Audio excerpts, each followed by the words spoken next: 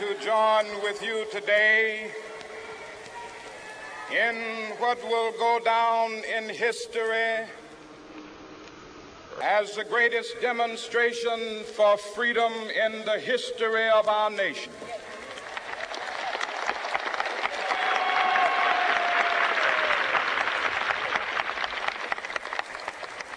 Five score years ago, a great American in whose symbolic shadow we stand today signed the Emancipation Proclamation. This momentous decree came as a great beacon light of hope to millions of Negro slaves who had been seared in the flames of withering injustice. It came as a joyous daybreak to end the long night of their captivity. But 100 years later, the Negro still is not free. 100 years later, the life of the Negro is still sadly crippled by the manacles of segregation and the chains of discrimination. 100 years later, the Negro lives on a lonely island of poverty in the midst of a vast ocean of material prosperity. I have a dream that one day this nation will rise up and live out the true meaning of its creed. We hold these truths to be self-evident, that all men are created equal.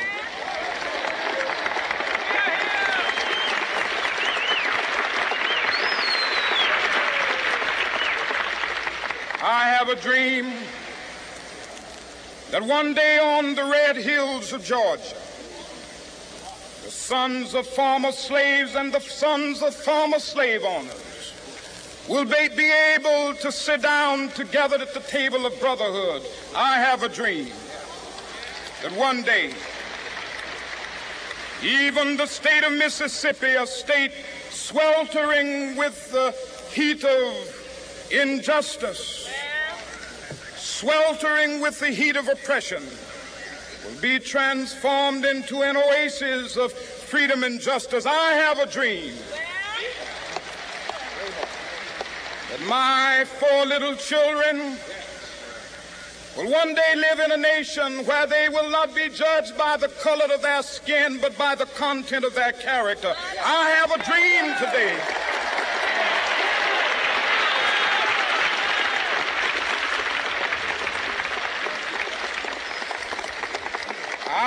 a dream that one day down in Alabama, with its vicious racists, with its governor having his lips dripping with the words of interposition and nullification, one day right there in Alabama, little black boys and black girls will be able to join hands with little white boys and white girls as sisters and brothers. I have a dream today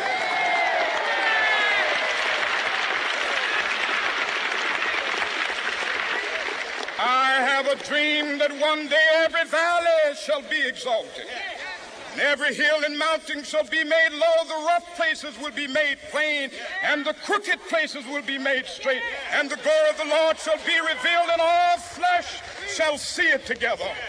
This is our hope. This is a faith that I go back to the South with. With this faith, we will be able to hew out of the mountain of despair a stone of hope. With this faith, we will be able to transform the jangling discords of our nation into a beautiful symphony of brotherhood. With this faith, we will be able to work together, to pray together, to struggle together, to go to jail together, to stand up for freedom together, knowing that we will be free one day. This will be the day. This will be the day when all of God's children will be able to sing with new meaning, My country, tears of thee. Sweet land of liberty, of thee I sing. Land where my fathers died, land of the pilgrim's pride.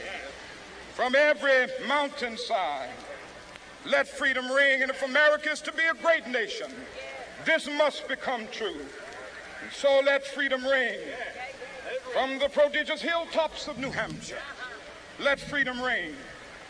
From the mighty mountains of New York, let freedom ring. From the heightening Alleghanies of Pennsylvania, let freedom ring. From the snow-capped Rockies of Colorado, let freedom ring. From the curvaceous slopes of California. Not only that, let freedom ring from Stone Mountain of Georgia.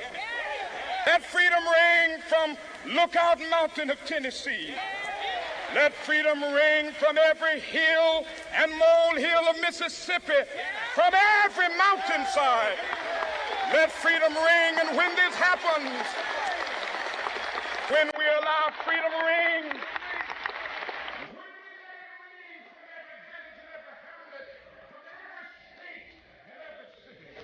we will be able to speed up that day when all of God's children, black men and white men, Jews and Gentiles, Protestants and Catholics, will be able to join hands and sing in the words of the old Negro spiritual. Free at last, free at last. Thank God Almighty, we are free at last.